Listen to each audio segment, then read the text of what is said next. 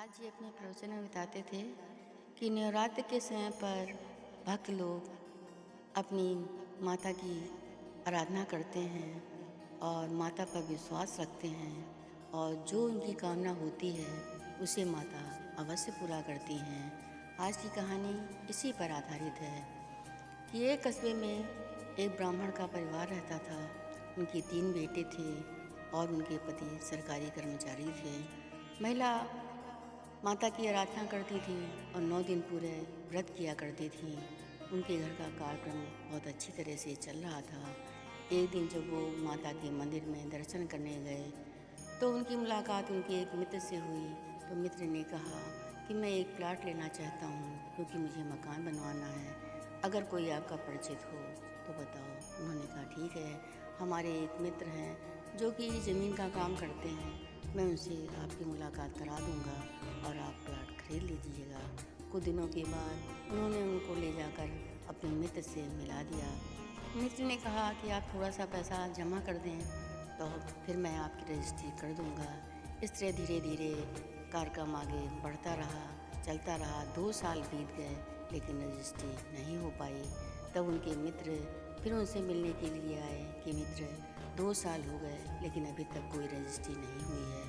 उन्होंने कहा चिंता मत करो, आज मैं जाऊंगा उनसे मिलूंगा। जब वो उनसे मिलने के लिए गए तो उन्होंने बड़े ही कड़क शब्दों में उत्तर दिया कि अरे पैसा जमा किया है तो क्या हुआ, रजिस्ट्री कर दी जाएगी, इतनी क्या भी जल्दी है। वो कुछ भी नहीं बोले और माता के मंदिर चले आए। उन्होंने माता से कहा कि माता, मेरे छोटे छोटे बच्चे हैं, एक छोटी सी नौकरी करता हूँ, अगर उन्होंने रजिस्ट्री नहीं की तो मैं क्या करूँगा, इतना पैसा मैं कहाँ से ला के दूँगा और मेरे पास इतना पैसा भी नहीं है। तो माता के दर्शन किए, घर आए, खाना खाया और सो गए। आधी रात के समय पर जब वो सो रहे थे तो माता ने उन्हें दर्शन दिए और कहा बेटा चिंता करने की कोई बात नहीं है, पुत्र कुपुत्र हो जाता है लेकिन माता कभी कुमाता नहीं बनती है। अगर माता के ऊपर श्रद्धा है, विश्वास है तो माँ तुम्हारे कार्यों को जरूर पूरा करेगी। आज 15 तारीख है, अगली 15 तारीख तक वो रजिस्ट्री हो जाएगी, तुम्हारा कार्य पूरा हो जाएगा, किसी बात की चिंता मत करो। इसके बाद जब उनकी आँख खुलती है तो सुबह के 4 बजे हुए थे। उनकी पत्नी पूजा पाठ कर रही थी। जब वो पूजा पाठ करके आई तो उन्होंने बताया कि मैंने सपने में देखा कि माँ ने कहा है 15 तारीख को तुम्हारा कार्य हो जाएगा।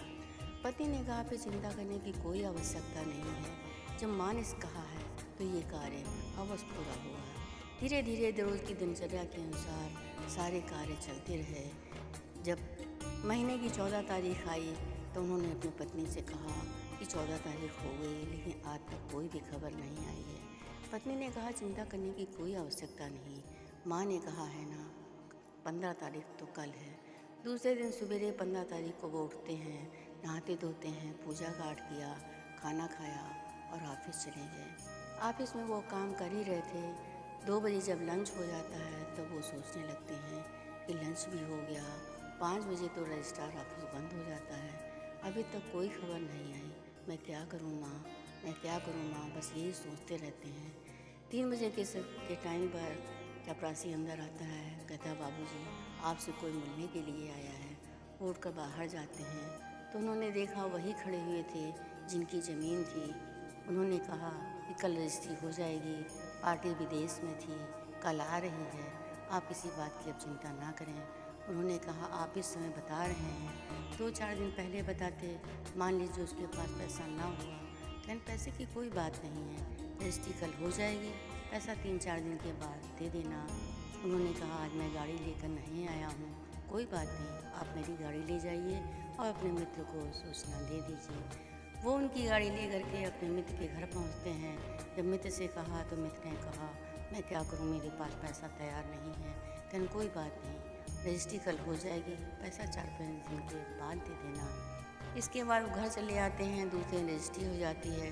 उनका मित्र ऑफिस में आता है, बताता है कि रजिस्ट्री हो गई है, अब किसी बात की कोई चिंता की ज़रूरत नहीं है और मैं कल परसों तक उनका पैसा अदा कर दूंगा। ऑफिस से वो तुरंत माँ के दर्शन करने के लिए जाते थे। उसी हिसाब से वो माता के दर्शन करने गए, माता के चरणों में शीश झुकाया और प्रसाद चढ़ाया और कहा, माँ आपके दरबार से कोई भी खाली हाथ नहीं जाता। आप सबकी झोली भरती हैं, सबके ऊपर दया कृपा करती हैं, जैसे आपने हमारे ऊपर की। इसके बाद वो घर आ जाते हैं। घर आकर के उन्होंने अपनी पत्नी और अपने बच्चों से सारी बात बताई। पत्नी ने कहा कि माँ का दरबार हमेशा अपने भक्तों के लिए खुला रहता है, वो उनकी मर्यादों को हमेशा पूरा करती हैं। ये एक सच्ची घटना है जो हमारे व्यक्तिगत जीवन से संबंधित है। और इस मंदिर की एक खासियत है कि जब कभी आप प्रातःकाल सुबह दर्शन करने के लिए जाते हैं, अचानक अगर आप किसी दिन नहीं जाते हैं तो माता स्वयं आपको जगाने के लिए आती है कि बेटा, द्वार में आने का समय हो गया है, अभी तुम सो रहे हो। अगर कोई व्यक्ति शाम को दर्शन करने के लिए आता है तो माता उसे शाम को रात में दर्शन देती हैं कि ऐसी कल कौन सी बात हो गई जो तुम दरबार नहीं आए थे। ये बहुत ही सच्चा दरबार है, आस्था का विषय है। जो माता के प्रति विश्वास रखते हैं, आस्था रखते हैं, श्रद्धा रखते हैं, माता उनके समस्त कार्यों को पूरा करती हैं, जैसे उन्होंने हमारे कार्यों को पूरा किया। जैसा कि ग्रंथों में लिखा भी हुआ है कि माँ अपने भक्तों को क्या नहीं दे सकती है कि जन कहूँ कछुआ देह नहीं मोरे, अस विश्वास तजहूँ जनी भोरे। कि माता कहती है कि भक्त को अपनी माता पर, परमेश्वर पर, परमात्मा पर, गुरु पर इतना विश्वास रखना चाहिए।